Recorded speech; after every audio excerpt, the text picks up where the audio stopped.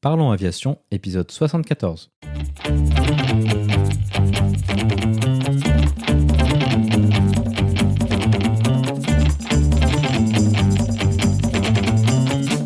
Parlons Aviation, le podcast qui parle de tout ce qui vole.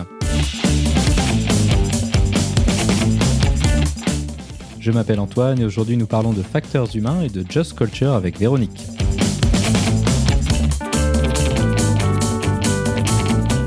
Nous proposerons également la vidéo de la semaine.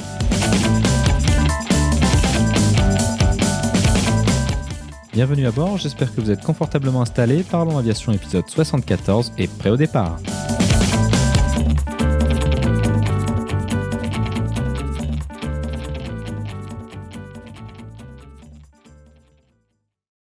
Bonjour et bienvenue dans le 74e épisode de ce podcast. Cette semaine, nous allons parler d'un sujet dont nous n'avons pas encore parlé, les facteurs humains. Notre invitée de la semaine est Véronique. Véronique est retraitée contrôleur aérien du centre de navigation en route de Reims. À travers son métier, elle s'est intéressée aux facteurs humains et a mené de nombreuses évolutions autour de l'implémentation des systèmes centrés autour de la Just Culture. Tout d'abord, elle nous présentera son parcours débutant par sa formation à l'ENAC et aboutissant sur ses fonctions en tant que directrice de la sécurité. Nous évoquerons l'évolution de l'approche des facteurs humains en commençant par les mesures implémentées à la sortie de la Seconde Guerre mondiale et en aboutissant sur les évolutions en cours d'implémentation aujourd'hui. Cette discussion nous permettra d'aller en détail sur les différentes mesures qui ont été mises en place dans l'aviation, telles que les systèmes d'analyse, le reporting des occurrences, la gestion des erreurs commises par les opérateurs, ainsi que les formations de sensibilisation. Véronique nous proposera également son retour d'expérience en tant que personne en charge de l'implémentation de ces mesures, avec notamment des résultats très encourageants. Comme d'habitude, vous trouverez plus d'informations sur les sujets évoqués pendant l'épisode dans la description. Vous la retrouverez à l'adresse parlonsaviation.com/74. Et maintenant, passons donc directement à notre discussion avec Véronique.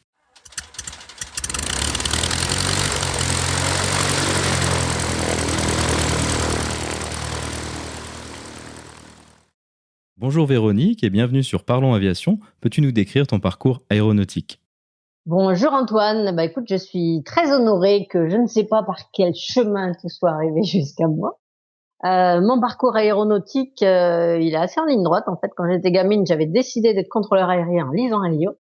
Voilà, je devais avoir 16 ans. J'ai passé le concours, je suis devenue contrôleur aérien. À cette époque, la vie était belle, on pouvait réaliser ses rêves assez facilement. C'était dans les années 80. Voilà, donc j'ai fait 30 ans de contrôle aérien. En tant que contrôle aérien, comme c'est un monde assez petit, on a un niveau d'expertise qui peut être intéressant dans pas mal d'autres domaines. Et du coup, dans notre métier, on a la possibilité de faire des missions d'expertise. Donc, que ce soit pour établir des cartes, pour tester des interfaces informatiques, pour faire de l'analyse d'incidents, pour faire de la formation, pour faire énormément de choses. Donc voilà, donc j'ai fait pas mal de missions de ce type-là. En 2010, on m'a proposé de devenir directeur de sécurité du centre de contrôle où j'étais affectée. Donc c'était à Reims, un des 5 centres français. Et donc voilà, donc j'étais directeur sécurité, qualité, environnement, sûreté jusqu'à 2018 où j'ai pris ma retraite. Voilà. Comment as-tu été amené à t'intéresser aux facteurs humains ? Est-ce que c'est quelque chose qui t'intéressait de base ou est-ce que c'est quelque chose pour lequel tu as grandi un intérêt au fur et à mesure de ton métier ? Alors, là, je vais faire une généralité un peu bête peut-être, mais je crois que les facteurs humains, en fait, ça intéresse tout le monde. Parce qu'en fait, les facteurs humains, c'est des neurosciences. C'est un autre mot pour dire neurosciences. Maintenant, le mot moderne pour facteur humain, c'est neurosciences. C'est comment notre cerveau fonctionne. Et rien qu'en disant ça, je suis sûre que tout le monde est intéressé. C'est juste qu'à un moment donné, quand on a commencé à en parler dans le milieu professionnel, et en France, c'était dans les années 2000, les Américains ont commencé dans les années 70, c'était assez nouveau. Parce qu'on pensait que notre cerveau fonctionnait comme un ordinateur, ça fonctionnait, point. Et du coup, les gens qui faisaient des bêtises, c'était juste des imbéciles. Il fallait les remettre dans le droit chemin. Donc, les Américains ont montré entre 70 et 2000 par différentes études de la NASA que des gens intelligents se trompaient, et systématiquement dans certaines situations d'ailleurs, qu'on soit médecin, pilote, contrôleur ou je sais pas, ou n'importe quoi, ou boulanger. Il suffit d'avoir un peu trop de pression ou un mauvais matériel ou tout ce que vous voulez, et n'importe quelle personne intelligente va se tromper. Et donc l'idée, ça a été de faire prendre conscience à chacun de son potentiel d'erreur, de son potentiel d'adaptabilité et de sa capacité à prévenir tout ça et à le corriger. Et donc, dans les années 2000, en France, la DSNA s'est dit, et puis chez les pilotes, je crois que c'était beaucoup plus tôt, ça devait être dans la foulée de la NASA, donc ça a dû commencer dans les années 90, se sont dit qu'ils allaient commencer à faire cette sensibilisation aux facteurs humains, donc aux neurosciences, hein, dans la prise de décision sous pression temporelle, auprès des opérateurs de première ligne. Et il y a eu une série de conférences pour nous sensibiliser et pour demander des volontaires. Et donc en 2000, j'ai levé le doigt dans la salle en disant « Ah, moi ça m'intéresse, je voudrais bien creuser la question et lancer l'aventure avec vous. » Donc j'ai fait partie de l'équipe nationale qui a lancé l'aventure FH pour les contrôleurs aériens dans l'année 2000. Enfin, ça devait être 99, exactement. Alors ça, c'est intéressant ce que tu décris, donc ce changement de mentalité. Peut-être pour donner un peu de contexte sur comment ça se faisait avant, dans le passé. Quelle était l'approche des facteurs humains? Donc tu as dit qu'il y avait cette notion de si tu fais une erreur, c'est que t'es pas bon. Comment est-ce que du coup étaient gérés les incidents, les accidents? Qu'est-ce qu'on faisait à ce moment-là? Alors, je vais peut-être faire quelque chose d'un peu plus large. C'est-à-dire que, de toute façon, la gestion dépend des entreprises. Elle dépend toujours des entreprises, hein, et de la philosophie, de la vision de la sécurité et de l'être humain dans chacune des entreprises. Par contre, si je recadre sur la notion de l'aviation, la notion de facteur humain, c'est-à-dire l'être humain, bon, il est incontournable pour le moment puisqu'on n'est pas encore 100% du temps remplacé par des robots. Donc, l'être humain lui-même, depuis le début, depuis que les avions existent, donc au début, il y a eu les créateurs, ceux qui sont lancés à traverser de la Manche avec leurs petites ailes qui de temps en temps se crachaient. Mais après, à partir du moment où c'est devenu commercial, donc après la guerre, on va dire, on s'est dit qu'il fallait quand même sécuriser tout ça. Donc de toute façon, les approches facteurs humains, c'est-à-dire neurosciences, hein, c'est bien ça en fait, hein, même si c'est un autre mot, ont été prises en compte très très très très tôt, mais de façon différente. Par exemple, dans tout ce qui est sélection médicale et psychologique, ça existe depuis les années 20, pour éliminer les fous, on va dire, pour éliminer les extrêmes, d'accord? Ça existe depuis très très longtemps, et c'est aussi du facteur humain. Alors maintenant, comme on s'est aperçu par différents travaux que c'est pas fiable, c'est-à-dire qu'à part éliminer les extrêmes et les fous, donc ça on n'a pas besoin de tests, on peut les voir tout de suite. Tout le reste, c'est plutôt parce qu'on a trop de candidats et qu'on va en éliminer la moitié. Mais cette notion de sélection existe déjà depuis les années 20. Ça, c'est du facteur humain aussi. À partir des années 40, on a commencé à prendre en compte tout ce qui était facteur ergonomique. Hein, on a essayé de définir un être moyen et de définir des postes de travail pour cet être moyen. Donc déjà, on peut s'apercevoir qu'avec cette analyse-là, dès qu'on n'est pas moyen, dès qu'on est un peu trop petit ou un peu trop grand, on va avoir un souci, par exemple, pour sauter en parachute depuis un avion. On va se faire exploser les genoux. Donc, l'aspect ergonomique, c'est aussi du facteur humain pour améliorer les tolérances, pour amener plus d'efficacité, pour diminuer la fatigue, etc. En corollaire, évidemment, on a la complexité qui s'accroît, hein, puisqu'on n'est plus dans un mode artisanal, on est dans un mode réfléchi globalement. Mais ça aussi, c'est fait du facteur humain, l'ergonomie. Derrière, à partir des années 60, on s'est dit, plutôt que de laisser le côté artisanal, chacun met sa passion au service de sa cause, on va faire de l'entraînement, des simulateurs et des comportements standardisés. Ça, par contre, c'est très, très efficace. Et dès les années 60, on voit une chute spectaculaire de tout ce qui est incident dans l'aviation civile. À partir du moment où on apprend à se servir de quelque chose.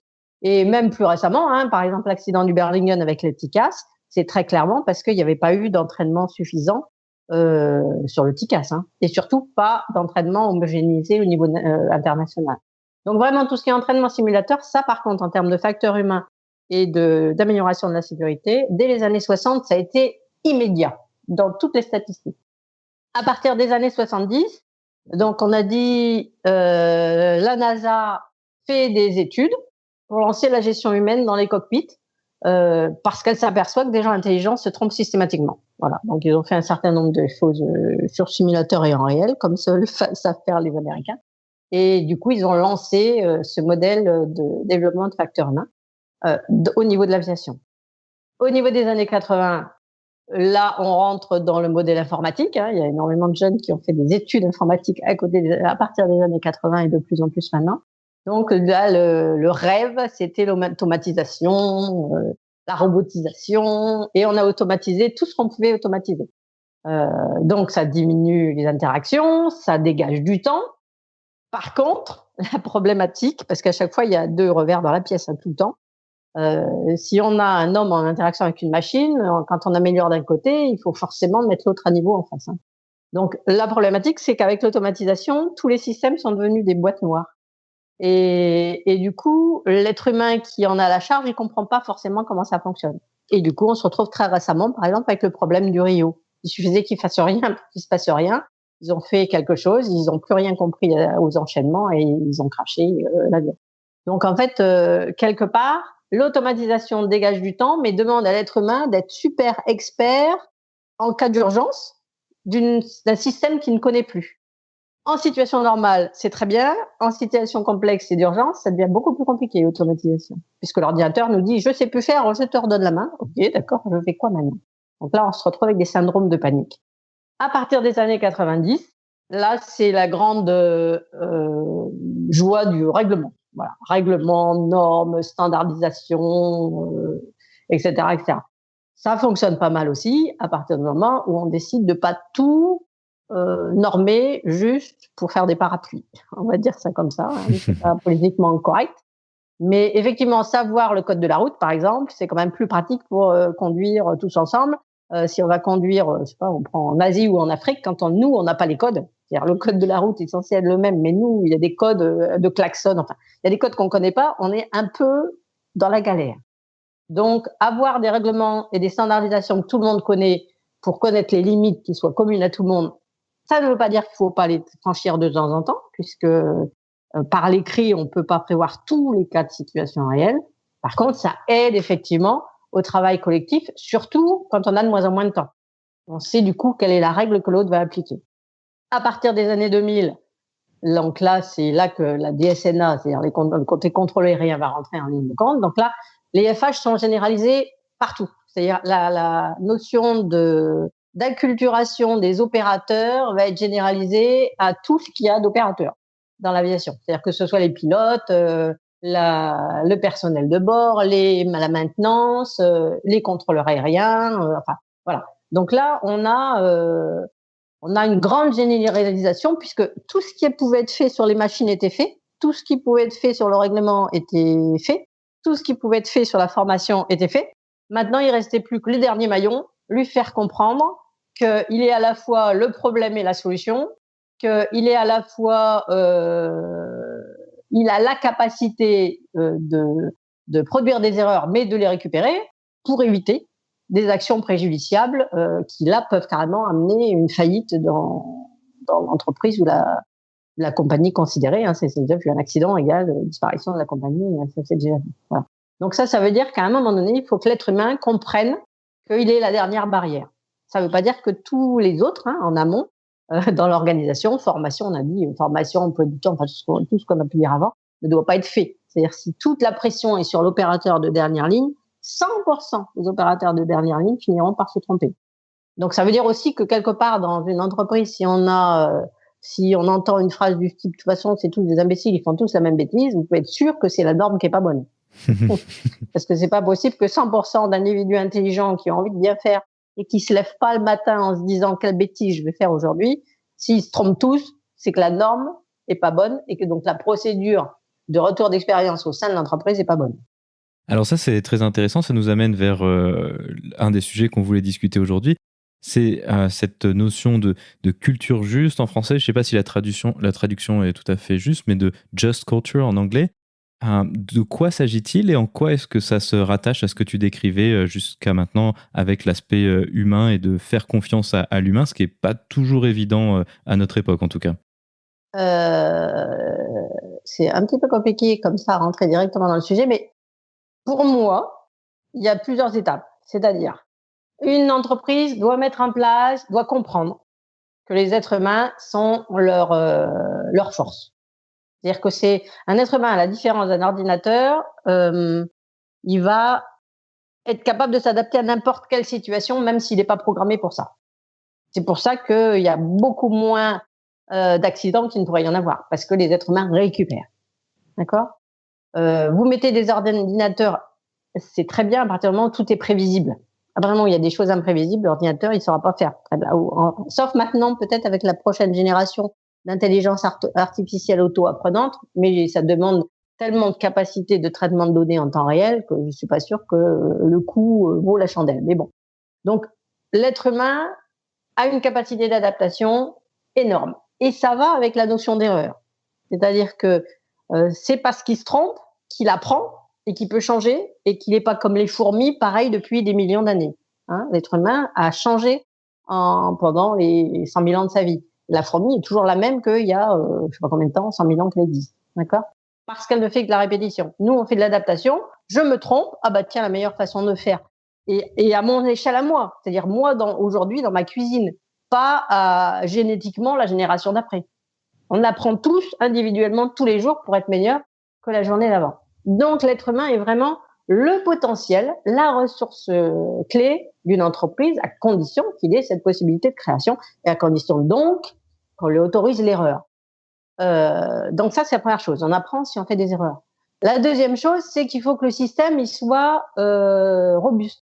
C'est-à-dire, si on est dans un système organisationnel qui fait que, je sais pas, par exemple, je ne sais pas quel exemple prendre, mais par exemple, vous faites un trou dans la coque d'un bateau.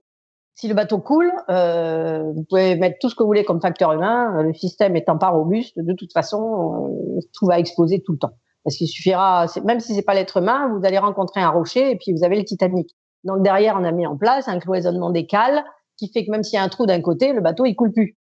Donc il y a plein de choses. Le ferry qui traversait la Manche, maintenant on s'est débrouillé pour que les portes puissent plus s'ouvrir alors qu'il y a des grosses vagues. Enfin, il y a énormément de choses qui sont mises en place pour rendre les systèmes robustes et un problème ne peut plus amener la catastrophe. C'est forcément une succession de problèmes. Eh bien, pour moi, la just culture, c'est de la science, c'est-à-dire ça participe à la robustesse de ce système. À partir du moment où vous avez des opérateurs, les opérateurs vont faire des erreurs, les opérateurs vont être en première ligne pour pouvoir dire ce qui fonctionne pas, ce qu'ils ont vu. Ils vont être en première ligne pour nous dire qu'est-ce qu'il faut colmater pour pas que ça coule. Si on ne met pas en place la notion de culture juste, ils vont le cacher.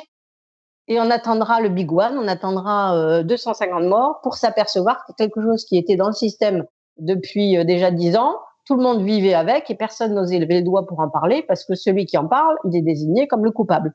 On tue le facteur, quoi. C'est comme le marathonien, donc voilà. Donc l'idée, c'est que la just culture, c'est de la science, c'est pas du bisounours, c'est pas tout le monde il est copain, ça participe juste à la résilience d'un système pour qu'il soit robuste et qu'un petit trou ne le fasse pas couler. Une fois qu'on a compris ça, on arrête de penser que la culture juste, c'est pour faire plaisir à tout le monde. La culture juste, c'est pour sauver une entreprise du fait qu'elle puisse couler. Et pour ça, ça veut dire que les gens qui connaissent le mieux le système doivent être encouragés à faire remonter ce qu'ils voient.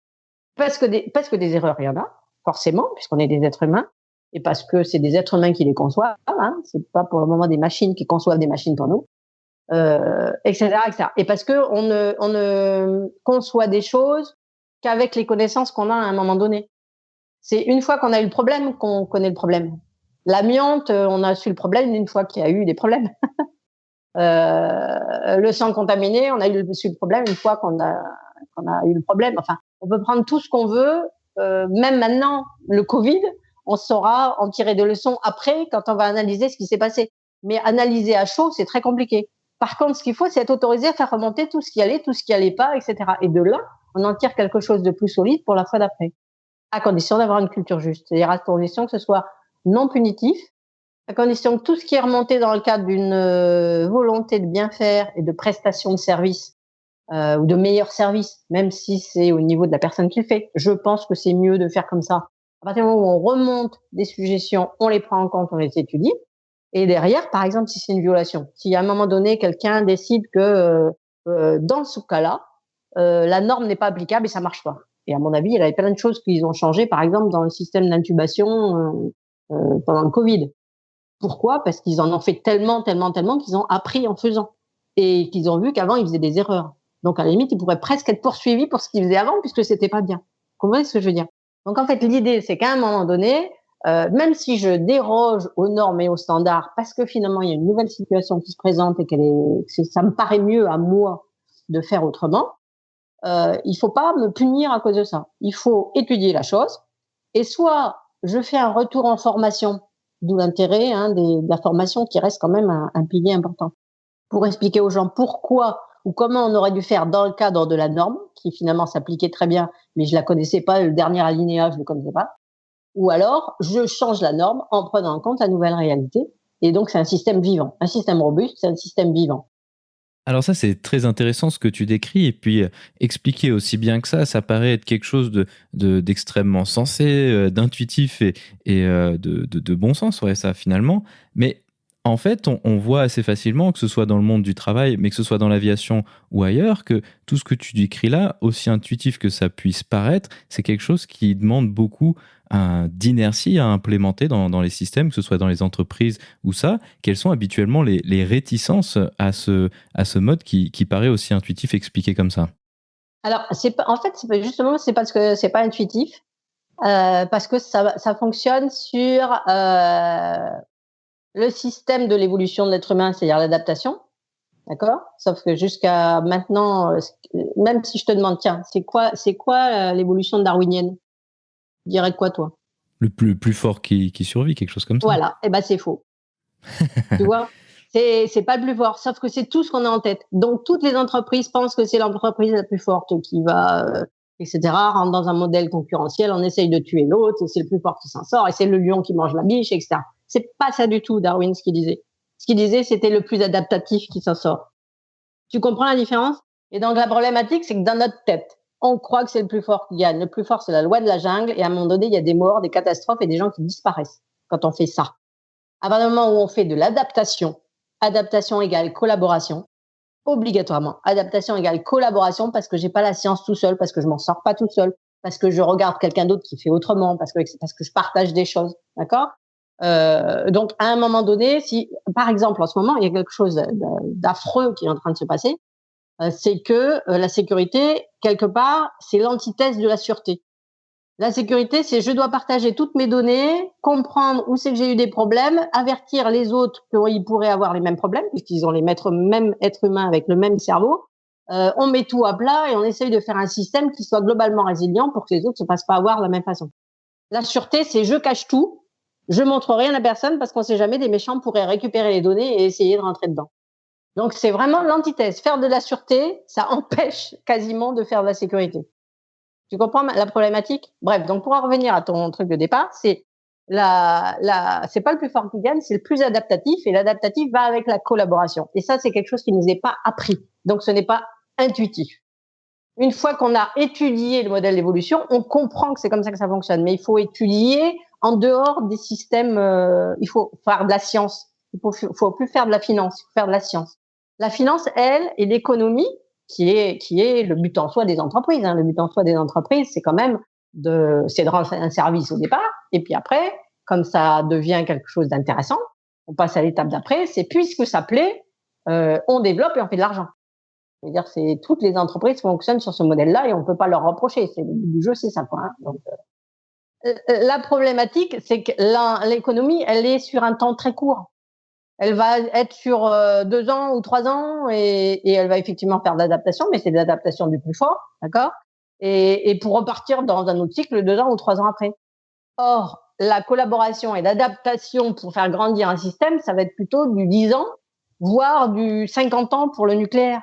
On n'est pas encore sorti du système nucléaire puisqu'il n'est pas encore globalement. On a la fin de la première étape du nucléaire et on ne sait pas comment en sortir, en fait. On ne sait pas encore comment passer à la suivante. Donc, en fait, il y a des temps qui sont tellement longs, qui n'ont rien à voir avec l'économie et qui demandent vraiment de l'humilité pour comprendre, s'adapter, trouver de nouvelles solutions, inventer une étape supplémentaire pour continuer. Sinon, ça disparaît. Donc, en fait, la problématique, c'est ça. C'est la différence entre le temps économique qui est un temps court et qui est souvent le temps des managers. C'est-à-dire l'une des problématiques principales, c'est ça. C'est que les managers sont souvent moins formés aux neurosciences et aux facteurs humains. Ils sont formés en termes de communication et de gestion de leurs troupes, comment les faire avancer à la baguette ou faire du nudge pour les inciter gentiment à aller dans une direction. Par contre, ils sont pas du tout formés sur leur propre fonctionnement. C'est-à-dire quels sont leurs propres biais, quels sont les problèmes d'analyse qu'ils ont, comment ils réagissent aux pressions, puisqu'ils ont plein de pressions à gérer. Hein. Un manager, c'est un homme comme un opérateur. Il y a aussi des pressions à gérer quand il va prendre une décision. C'est juste que comme on est dans un système complexe, arriver à faire le lien entre sa décision et l'accident qu'il y aura à la fin, ça va être très, très, très compliqué. Alors que l'opérateur, c'est compliqué et c'est pas si simple. Il aurait juste dû dire autrement. Donc, on va lui dire, t'avais qu'à dire autre chose et puis voilà, il se serait pas craché. Bon. Celui qui avait décidé la norme en amont, c'est beaucoup plus compliqué. D'ailleurs, on voit bien que les procès, ils durent 10, 15 ans parce que c'est pas ma faute, c'est la faute à l'autre. Et on arrive même à des responsables mais pas coupables. Donc, quelque part, la responsabilité dans un système complexe, c'est très, très compliqué. Les managers sont très, très mal formés sur les neurosciences. On les forme à la com pour la manipulation. Je veux dire ça simple, la manipulation, c'est pas forcément négatif, puisqu'on en fait tous pour nos enfants, mais ils sont formés à ça, mais ils sont pas formés à comment je fonctionne moi pour décider en toute autonomie dans un système temporel ou dans un système où je risque de perdre mon boulot à la sortie si je décide pas comme le patron. Voilà. Et c'est eux qui vont décider et les opérateurs vont travailler dans ce cadre-là. Donc non, par rapport à ce que tu disais, c'est pas intuitif du tout. Or, c'est la seule façon pour qu'une entreprise dure en faisant du bénéfice et en améliorant ses performances. C'est ça qui est extraordinaire. Mais c'est pas de l'immédiat, c'est du progressif. C'est pas 1 milliard d'euros demain, mais après demain j'aurai disparu. Ce sera 10 milliards dans 10 ans. Mais il faut accepter d'arriver jusque-là. Ok, très bien. Et puis ça, on imagine que c'est quelque chose qui est assez difficile, cet aspect temporel. Et puis aussi, ce que tu décris finalement, c'est qu'il y a une nécessité de changement de mentalité, un peu d'approche au problème. Et puis une composante qui est liée à ça, c'est ce que tu décrivais, c'est ce reporting, la notion de remonter les problèmes à la hiérarchie, mais aussi de manière plus horizontale aux collègues et à ce genre de choses. Et souvent, c'est vrai que quand on est celui qui apporte les mauvaises nouvelles, alors le système disciplinaire tend à, de manière plutôt forte ou plutôt insidieuse à frapper. Comment est-ce qu'on arrive à faire fonctionner le reporting, la remontée des incidents? Comment est-ce que ça fonctionne de manière correcte dans le cadre de la culture juste? Alors, moi, je peux te parler que de mon expérience personnelle. Hein. Je ne sais pas ce qui se passe ailleurs, mais je sais qu'on est parti de zéro. Hein. Donc, on est parti de zéro dans les années 2000. Enfin les années 97 pour être plus précis. Parce qu'il faut bien savoir qu'avant, on ne savait pas si on travaillait bien. C'est incroyable de dire ça, hein, parce que 97 c'est hier. Hein. On ne savait pas si on travaillait bien. Quand on a commencé à mettre en place les enregistrements pour regarder un peu ce qui se passait, on s'est aperçu qu'on faisait 150 quasi-collisions par an. Alors, 150 quasi-collisions par an, pour nous, pour notre petit centre, hein, pour la France, il faut le multiplier peut-être par 10. Pour un système, c'est énorme. 150 quasi-collisions, 150 Rio, 150 fois 350 morts, enfin tout ce que tu veux. Sauf que les gens sont pas morts parce qu'on a un système avec des marges. Hein. C'est-à-dire qu'on ne compte pas les collisions, on compte des quasi-collisions. Donc on met une petite bulle de sécurité autour de chaque avion et on compte avec l'ordinateur à chaque fois que les avions se rapprochent à moins de 8 km ou 5 nautiques. Et donc on s'est aperçu qu'en fait on risquait l'accident un jour sur deux. Donc 350 morts un jour sur deux. Évidemment que c'est inadmissible. Sauf que pour l'individu en lui-même, ça n'existait pas puisqu'il n'y avait pas de comptage, ni de retour, ni d'information sur le sujet. Et donc pour les contrôleurs en eux-mêmes, il y avait jamais. D'abord, c'est des quasi, ça arrivait jamais, ça se voit pas. Et d'autre part, à titre individuel, celui qui l'avait eu, donc 300 contrôleurs, 150 quasi-collisions, il y a 150 contrôleurs qui ont eu le problème, d'accord? Donc ça veut dire qu'il y en a 1 sur 2 qui sait qu'il y a eu un problème dans l'année. Au niveau individuel, c'est invisible, il se passe rien et tout va bien. Et au niveau managérial, tout va bien aussi puisqu'il n'y avait pas de système d'enregistrement. Donc pour moi, la première des choses, c'est de rendre visible l'état actuel du système. Donc avoir un système neutre d'enregistrement qui remonte des choses à un niveau où, si possible, on peut encore les corriger. Hein. Une fois qu'on a compté les morts, c'est trop tard. C'est-à-dire à l'hôpital, leur problème c'est ça, c'est qu'ils comptent les morts. Hein. Donc il faudra un système qui permette de compter avant pour pouvoir corriger et qu'on n'arrive pas justement à ce qu'on veut éviter, c'est-à-dire la mort. Sauf si on ne veut pas éviter la mort. Là, c'est hyper polémique. Donc l'idée c'est, j'ai un système d'enregistrement, ça rend les choses visibles, ça nous les fait sauter à la figure. Tout le monde ne peut être que d'accord sur les chiffres, à condition que ce soit un système d'enregistrement neutre et non pas des trucs trafiqués du style analysés par des êtres humains avant d'être diffusés. Hein. Quand j'enregistre 150 quasi-collisions, c'est juste la machine, elle me dit 150 tout. Voilà, c'est tout. Et à 150 fois, ça a flashé. Ah, du coup, là, ils se disent, ouh là là, mais finalement, c'est grave quand même, il faut qu'on essaie de les diminuer. Donc ça, premièrement, c'est la prise de conscience. Deuxièmement, il faut mettre en place un système d'analyse derrière. Parce qu'une fois que j'ai ces 150 remontées dans le restaurant, il faut un système d'analyse. Mais un système d'analyse neutre. C'est-à-dire pas quelqu'un qui doive, comme dans les rapports qui sont commandés, donner une conclusion qui aille à celui qui paye. Donc un système d'analyse neutre, avec des analystes neutres, donc formés aussi aux neurosciences pour arriver à gagner la confiance des gens, à comprendre comment un cerveau fonctionne, à comprendre pourquoi une personne intelligente a fait ça dans telle circonstance. Et une fois qu'on a ce système d'analyse neutre, on peut mener des interviews, on peut savoir ce qu'il y avait dans la boîte noire de la tête des gens. On peut faire matcher et faire ressortir des scénarios typiques de problématiques. À partir du moment où j'ai un scénario typique de problématique, je peux mettre en place des barrières de sécurité. Je sais que si j'enlève, comme on est dans un système complexe et que c'est pas un trou qui fait s'écrouler, sinon avec 150 trous, on serait tous disparus. Hein.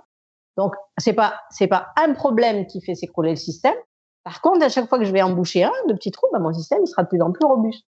Ça ne veut pas dire que quand je mettrai un nouveau système, j'aurai pas d'autres trous, puisque forcément chaque nouveauté amène son lot d'apprentissage, donc d'erreurs, donc etc. Par contre, je vais déjà emboucher quelques-uns, donc mon gruyère il sera un petit peu moins gros. Donc, j'ai un système d'analyse, je trouve où est-ce que je dois mettre des barrières et je vais reprendre mes barrières d'avant. Ça peut être de la formation, ça peut être de l'ergonomie, ça peut être une norme qu'il faut définir, une standardisation quelque part, etc., etc. Ou ça peut être juste quelque part une incitation à utiliser le fonctionnement humain.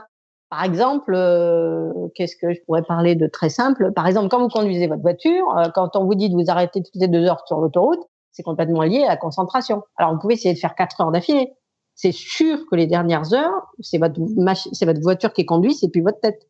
Donc, et ça, on le sait. Donc, ça veut dire, ça va être des rythmes de travail qui vont être liés à ça. Et si on s'aperçoit que c'est toujours en fin de vacation qu'on a des accidents, par exemple, ou des incidents ou des problématiques, c'est-à-dire peut-être que la vacation, elle est trop longue, ou peut-être qu'elle est trop chargée, qu'il faudrait découper la charge de travail à ce moment-là parce que les gens sont plus fatigués, ou faire monter une équipe plus fraîche, ou je sais pas. Vous voyez ce que je veux dire? C'est qu'à un moment donné où, quand on arrive à trouver des barrières, c'est pas forcément, c'est un individu, il s'est trompé, soit, on peut décider de le virer, on met un autre individu dans le même système sans rien changer, il fera la même erreur à un moment donné. Hein, on vire une infirmière parce qu'elle s'est trompée, vous mettez une autre infirmière, si on n'a pas changé le cadre, elle fera la même erreur à un moment donné. Donc on a dit enregistrement, système d'analyse, confiance, neutralité, capacité de recommander des barrières, et derrière, c'est là, pour ça que l'organisation est très importante, décision organisationnelle pour mettre en place la barrière qui va bien. Si on met pas en place la barrière qui va bien, on se retrouvera dans des situations identiques. Et là, on n'est plus dans 10 puissance moins 7 de l'aviation. On va se retrouver dans 10 puissance moins 3, je sais pas, de l'industrie chimique. Et on va avoir des Rouen et on va avoir des tas de trucs un peu compliqués. Enfin bref. Donc c'est un ensemble global de compréhension, de bienveillance, de neutralité, de confiance, de compréhension des systèmes et des biais humains et de mise en place d'un contexte de travail qui prennent en compte le fait que ce sont des êtres humains qui travaillent. Et dans ce cadre-là, ce qui est hyper intéressant, c'est qu'on commence à amorcer la pompe. Il y a des résultats physiques qui se passent. C'est-à-dire les gens s'aperçoivent qu'on leur allège la tâche. Ça ne veut pas dire qu'ils sont payés à rien faire. Hein. Ça veut dire qu'ils travaillent dans de meilleures conditions et qu'ils font moins d'erreurs. On leur allège la tâche. Et comme on leur allège la tâche, ils se sentent plus à l'aise. Du coup, qu'ils se sentent plus à l'aise, ils se sentent plus en confiance. Du coup, ils vont plus facilement voir les analystes pour leur raconter leurs problématiques. Du coup, le système s'enrichit. Et le paradoxe, c'est dans un système qui devient de plus en plus sûr, il y a de plus en plus de reports de choses qui gratouillent. On peut passer à Reims, par exemple, on est passé de 1500 rapports à partir des années 2000, quand on a commencé, donc c'était déjà pas mal hein, pour 300 contrôleurs, à 3000 rapports 10 ans après. Et en même temps qu'on a une multiplication quasiment par 2 des rapports, c'est-à-dire des gens qui vont faire des remontées, ça je pense que ce serait mieux comme si, là j'ai un problème avec ça, là on se comprend pas quand on parle avec les Anglais, là, etc. etc. Au fur et à mesure qu'on a cette augmentation des rapports, on a la diminution des incidents enregistrés. Et là, c'est pas une diminution en disant je veux faire bien dans le paysage, en disant tout va mieux. C'est les enregistrements diminuent de 90%. Wow. Et en parallèle, la productivité, la performance, puisqu'on a allégé et que c'est moins lourd sur les épaules des gens, elle augmente de 90% aussi. Donc en fait, on augmente tout de 200. La productivité, sécurité, tout augmente de 200%, alors que les incidents, on a l'impression les reports, pas les incidents, mais les reports, la température des gens, il faut remonter beaucoup plus de choses, mais en même temps, c'est devient beaucoup plus sécuritaire, à condition qui est tout la mécanique de prise en compte de ce que les gens disent. Sinon, ça s'arrête. En 2 ans, c'est fini et ils vont cacher des choses. Votre système devient une boîte noire, vous connaissez rien et un jour, ça explose. Vous avez un big one et puis 300 morts et vous n'avez plus qu'à pleurer. Vous envoyez les gens au tribunal, il y aura un coupable et ça recommencera 2 ans après parce qu'on n'aura rien changé. Alors ça, c'est très intéressant, cette partie de reporting, parce qu'effectivement, comme tu dis, en aviation, je pense que l'exemple du cockpit, il est assez facile à expliquer, parce qu'on n'est que deux. Donc, s'il y a 2 personnes à avoir un incident et qu'on se met assez facilement d'accord à rien dire pour protéger notre emploi, parce que c'est souvent ça qui est en jeu, alors ça, c'est assez simple. Comment est-ce que vous avez réussi à un peu à casser cette inhibition, à reporter les incidents? Comment est-ce qu'au fur et à combien de temps ça met déjà, et comment est-ce qu'on arrive à donner aux gens la confiance dans le système? Alors ça, par contre, c'est artisanal. Alors c'est pareil, là, c'est mon avis personnel, hein, donc c'est sur l'expérience que j'ai vécue, c'est-à-dire que sur Reims, dans les 10 ans où j'ai fait, les 20 ans, 10 ans que j'ai fait en termes d'analyste et 10 ans que j'ai fait en termes de directeur sécurité, on est passé à 100% de report. C'est-à-dire à chaque fois que l'enregistrement nous donnait un problème, on cherchait si la personne avait fait un report spontané en parallèle et on a eu 100% de report spontané. Donc ça veut dire que vraiment les gens avaient confiance dans la non-punitivité, la just culture et qui se disaient et qui comprenaient la collaboration. C'est-à-dire étant donné que c'était enregistré, on les aurait retrouvés. D'ailleurs dans les cockpits, on va retrouver les gens s'il y a un souci, si on analyse les bandes. Par contre, le fait de perdre du temps expose les collègues et expose le système dans son ensemble, parce que ça veut dire que le même problème, s'il se reproduit le lendemain en s'entremêlant avec autre chose, avec des orages, avec le Covid, avec ce que tu veux, ça plus ça plus ça plus ça, là on peut avoir l'incident. Donc en fait, la notion de je remonte le plus vite possible et j'attends pas qu'on me retrouve, elle a aussi son importance. Donc comment on est passé à ça? Mon avis personnel, c'est que c'est lié à cette notion de confiance et de légitimité. C'est-à-dire que les gens qui ont investi à la fois la formation des facteurs humains, à la fois les analyses qualité-sécurité sur les événements, à la fois, toute cette boucle-là, les gens avaient confiance les uns dans les autres. Ils avaient confiance dans l'anonymat qu'on promettait aux gens qui venaient reporter. Ils avaient confiance. Et tout le système des SNA a toujours été très accompagnant de ce point de vue-là. C'est-à-dire la DSNA a toujours accompagné les personnes pour s'il y avait un incident grave et qu'on se retrouvait devant un juge, par exemple, on n'a jamais été tout seul devant un juge, quoi. Alors évidemment, ça n'arrive quasiment plus, et heureusement, et c'est le but du jeu. Mais donc la DSNA, les gens ont assez confiance dans le fait qu'ils sont protégés. Et un autre avis personnel, qui peut amener énormément de polémiques, je mets pas ma tête à le couper, mais pour moi, c'est une des raisons, c'est que pour le moment, le contrôle aérien n'est pas concurrentiel, donc on n'est pas dans le temps court. On fait des investissements sur 20 ans pour changer les systèmes. Et il n'est pas dans la recherche de boucs émissaires, puisqu'il n'est pas dans le mode privé. D'autre part, il faut 4 ans pour former quelqu'un, et donc on peut pas en retrouver un autre sous le dos d'un cheval, quoi. C'est à un moment donné, si on vire quelqu'un, on va diminuer le nombre d'avions qu'on passe. Donc quelque part, cette expertise amène une force qui oblige l'organisation de s'adapter en collaboration. On en revient à notre modèle d'évolution darwinien. Si on fait le modèle du plus fort, le modèle du plus fort, ça marche que quand il y a une file d'attente sur les travailleurs. Donc il faut, plus il y a une pression économique, donc le monde privé, qui fait le monde du plus fort, plus il y a une liste d'attente et les travailleurs interchangeables, moins il y aura de culture juste, moins il y aura de culture sécurité et plus il y aura de risques. Et donc on se retrouve avec ça sur tout ce qui a été géré dans le Covid. D'ailleurs, le milieu médical est complètement là-dedans. C'est incroyable. Et on est sorti du monde du long terme pour faire des économies de bout de chandelle pour le lendemain. Donc, Un aspect de ce que tu décris, de la confiance dans l'organisation, en tout cas en compagnie aérienne, mais je pense que c'est pas le seul cas. C'est aussi l'aspect que, donc comme tu dis, l'avion, enfin les systèmes informatiques à bord de l'avion et diverses peuvent remonter les problématiques.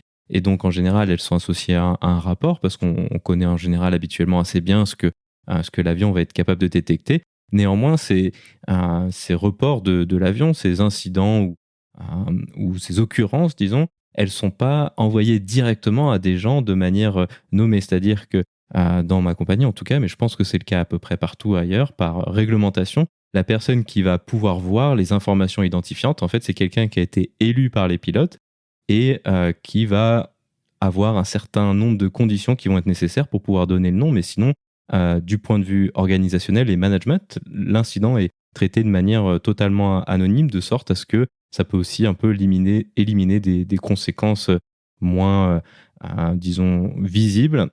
Est-ce que c'est aussi le genre de choses que vous implémentiez à la DSNA? non, nous on connaît tout le monde.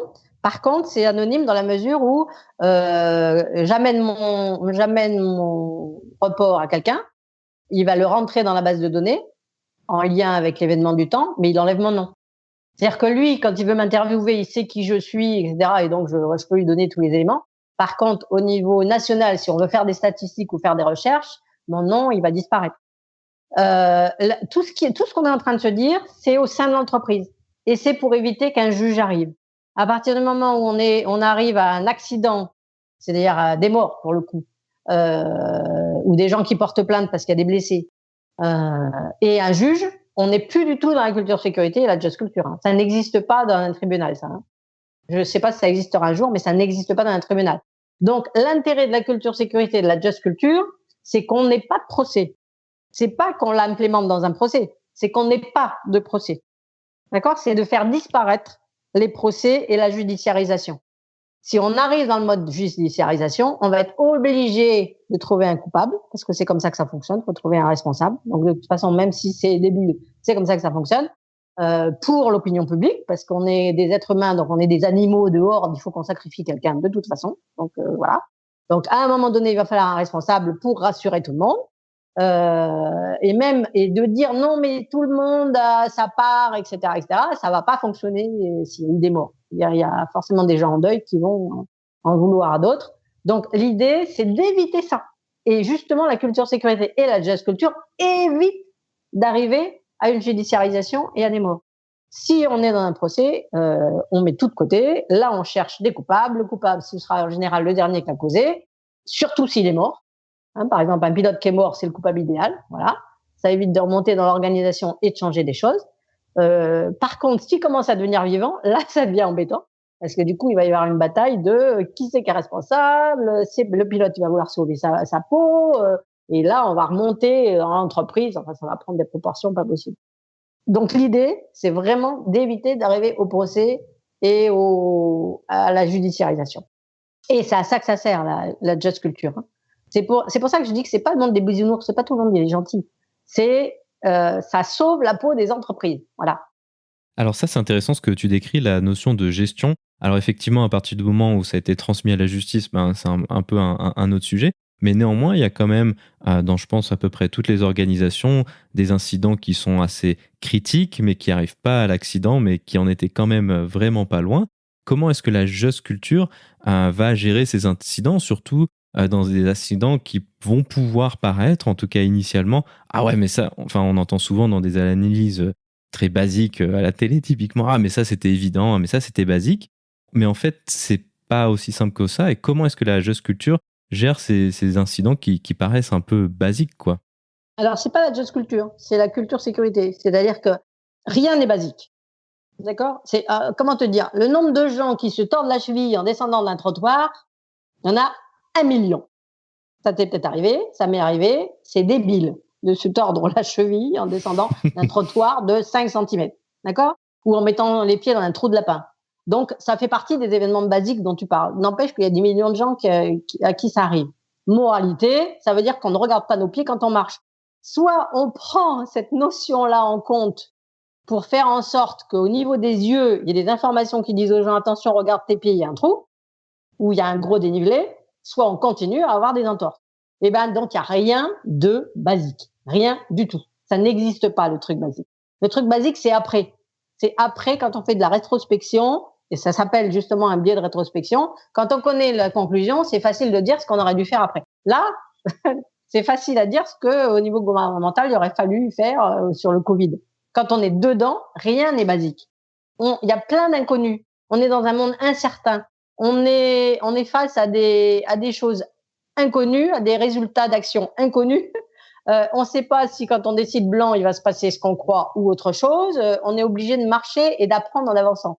Donc, le biais de rétrospection, c'est à la fin de dire on aurait dû faire autrement. Ah oui, c'est facile, j'ai la conclusion. C'est beaucoup plus facile quand j'ai la conclusion de l'histoire. Quand on s'est fait escroquer avant, on se dit ah bah tiens, j'aurais dû faire. Bah oui, sauf que si on avait su qu'on se faisait escroquer, on aurait fait autrement. Sauf qu'on le savait pas, on le sait qu'après. Il y a rien de basique, voilà. Il y a rien de basique. Donc le basique, c'est de la com pour faire du buzz, pour amener de l'émotif et de l'affectif, pour nous faire travailler, pour nous faire regarder la télé, pour transformer les news en roman feuilleton avec des morts et des pleurs et de la tristesse. C'est pas de l'informatique et c'est pas de la science. Voilà. En science, il y a rien de basique. J'ai pas répondu du tout à ta question, mais c'est quelque part, je sais pas répondre autrement que ça. Il y a rien de basique et le sensationnel ne règle rien. Voilà, ne règle rien. Et par contre, plus on jette des trucs en pâture en disant que c'est débile, basique, tout ce que tu veux, plus les gens vont retourner dans leur coquille d'escargot, moins ils vont expliquer ce qui s'est passé et moins on saura la vérité et moins on empêchera que ça se reproduise. Ouais, c'est exactement ce que j'attendais comme réponse de ta part. C'était une excellente réponse, au contraire. Si on s'intéresse un peu plus largement aux facteurs humains et à leur traitement, disons, systémique, on entend toujours, ça c'est un peu quelque chose qu'on voit à chaque fois, mais dans les médias, justement, ça rejoint peut-être un peu ce que tu disais juste avant, c'est que la plupart des accidents, ils sont liés aux facteurs humains.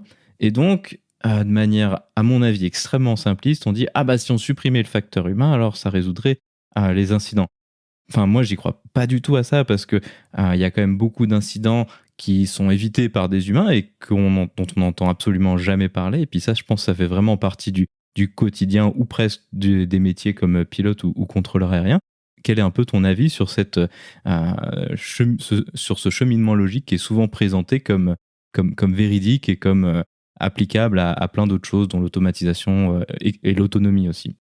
Eh ben, je pense que ça correspond à la deuxième génération de facteurs humains, ce que tu dis. C'est-à-dire que la première génération, c'était prise en compte de la situation, amélioration avec chacun, avec un maillon de plus dans la chaîne de la mise en place des FH, tout ce qu'on a dit, formation, ergonomie, etc. Bon, et là on rajoute prise de conscience individuelle et puis je fais un barrage de mon corps pour que l'erreur ne crée pas un problème, d'accord? Donc ça, de toute façon, c'est instinctif. Chacun va essayer d'empêcher l'accident en faisant un barrage de son corps. C'est-à-dire, je connais personne qui se tire en se disant je vais laisser les gens mourir. On l'a bien vu là dans les hôpitaux. Donc tout le monde, c'est instinctif. Voilà. Donc ça, la première génération FH, c'est prise de conscience. Je suis un maillon et de mes décisions, il peut y avoir une erreur derrière, il peut y avoir une solution derrière. La deuxième, la problématique que ça pose, pour en arriver à la deuxième génération FH, la première problématique que ça pose, c'est que plus un système devient sûr, plus la sécurité devient invisible. C'est-à-dire qu'on perd la notion de risque. On pense que c'est plus possible que ça arrive. D'abord parce qu'il y a plein de protections, et puis parce qu'il se passe plus jamais rien. Donc, s'il se passe plus jamais, par exemple, qu'est-ce que je pourrais te prendre? J'aime bien c'est absolument pas mon domaine, mais j'aime bien prendre des exemples dans le milieu médical. Par exemple, on est vacciné depuis 50 ans, donc on a quasiment plus de tétanos, plus de tuberculose, plus de tout ce que tu veux, d'accord? Bon, derrière rentrent des aspects économiques. C'est un bon plan, le vaccin, pour gagner de l'argent et pour protéger en masse une population. On va réussir à vacciner des bébés contre des trucs qu'ils n'attraperont jamais. Donc là, c'est les 11 ou 12 vaccins qu'on a préconisés pour toute la population, alors qu'il y a peut-être 1% d'habitude de la population qui l'ont. Bon. Moralité, derrière, on se dit, de toute façon, il n'y a plus de risque et on va jeter tous les vaccins à la poubelle. On ne se rend pas compte que si on supprime tous les vaccins fondamentaux qui font qu'on a sauvé des milliers de vies depuis la dernière guerre, eh ben on va continuer à choper systématiquement le tétanos quand on va jardiner, à choper systématiquement la polio quand on va se baigner dans un lac, etc., etc. Sauf qu'on n'en a plus conscience de ça, puisqu'on vit avec depuis des années et des années. Donc, quand le risque disparaît parce qu'il y a des barrières, on n'y croit plus. Et on commence à prendre des libertés avec ces barrières.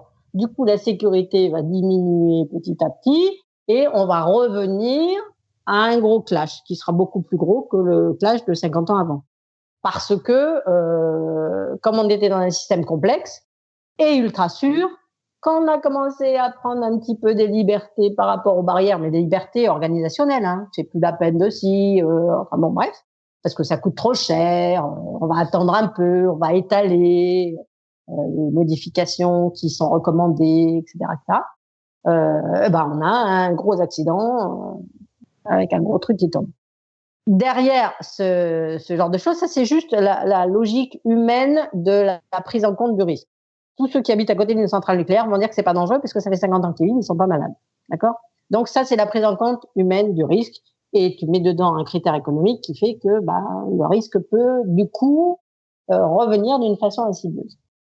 La deuxième façon de prendre en compte la sécurité, qui est donc en train d'être discutée, mais qui est un peu plus compliquée, parce qu'autant les enregistrements vont pouvoir enregistrer ce qui va pas bien, autant pour enregistrer tout ce qui va bien, c'est plus compliqué. Donc l'idée, c'est de chercher toutes les situations qui se sont détériorées et où pourtant, derrière, tout s'est bien fini.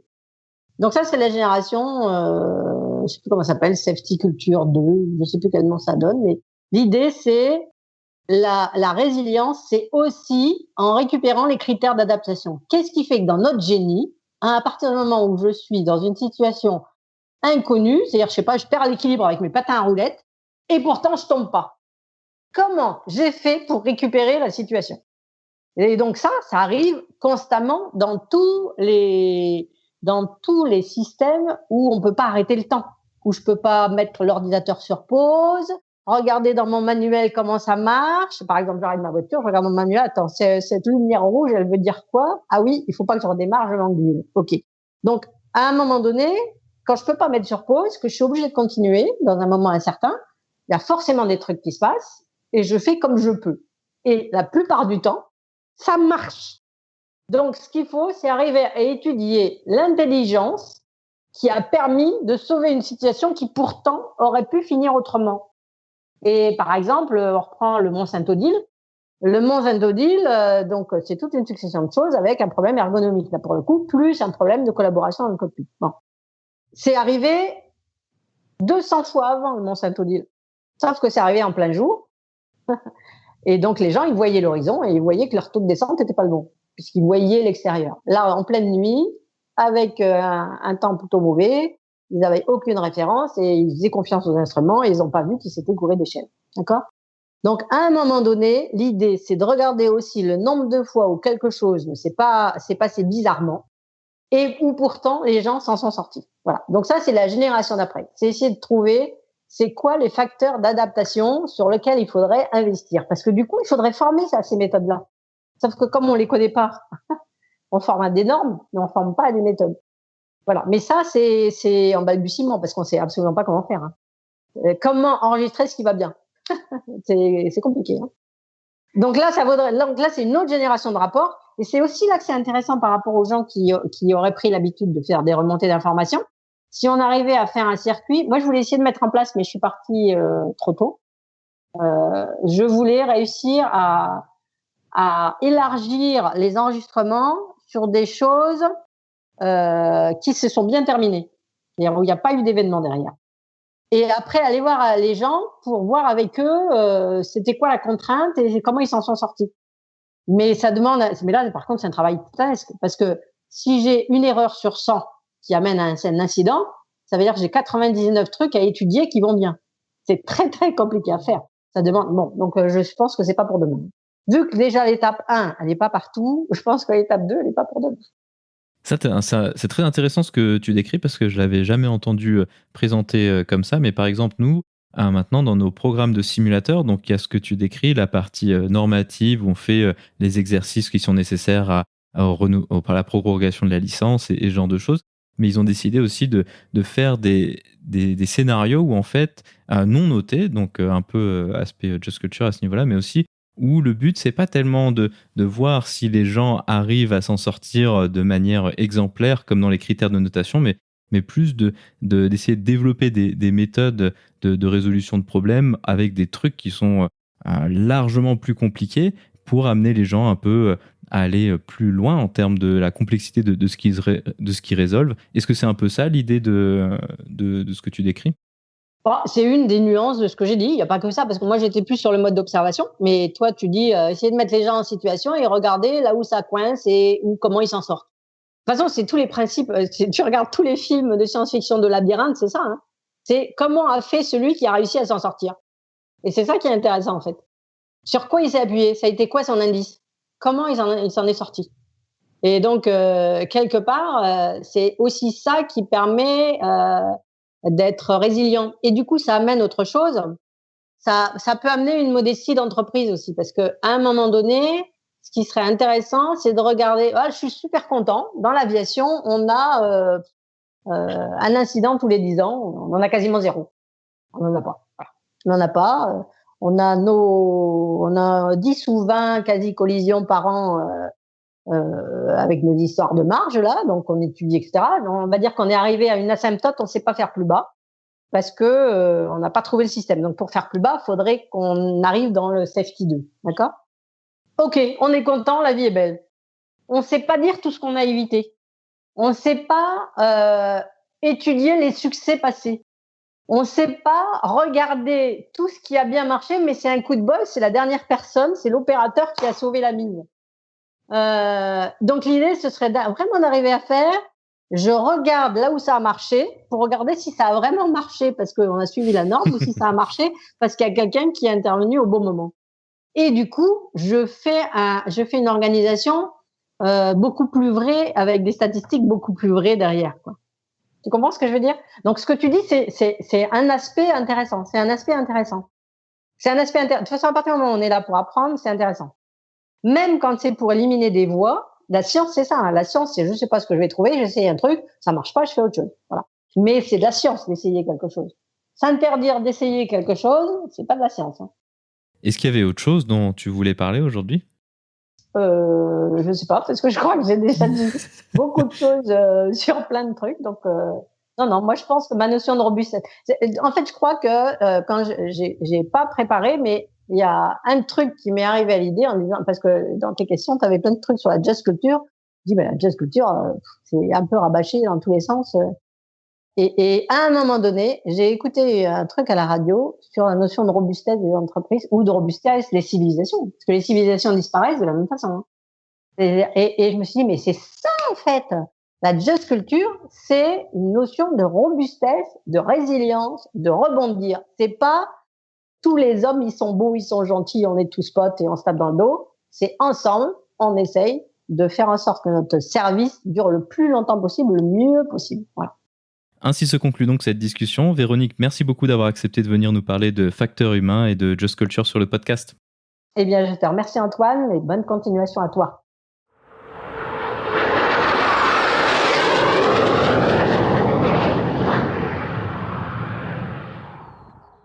La vidéo de la semaine est une vidéo proposée par la chaîne YouTube du fournisseur de contrôle aérien en Suisse Skyguide. Elle présente un résumé des différents principes de la Just Culture en présentant un cas d'étude issu de l'aviation. Vous trouverez le lien vers la vidéo dans la description ou en allant sur le lien parlonsaviation.com/vidéo74 sans accent sur le E de vidéo.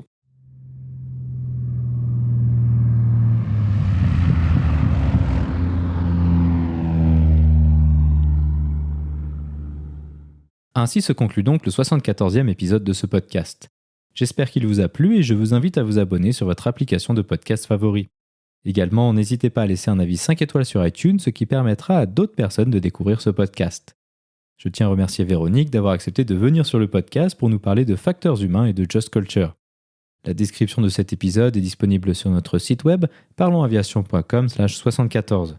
Si vous avez des questions, des remarques ou des suggestions, n'hésitez pas à nous contacter sur contact@parlonsaviation.com. Si vous voulez recevoir des notifications lors de la sortie des nouveaux épisodes, vous pouvez vous inscrire à la newsletter dans la barre latérale droite de notre site parlonsaviation.com. Vous pouvez également nous suivre sur Twitter sur @parlonsaviation et sur Facebook. En vous souhaitant des vols nombreux, je vous remercie d'avoir écouté ce 74e épisode de Parlons Aviation.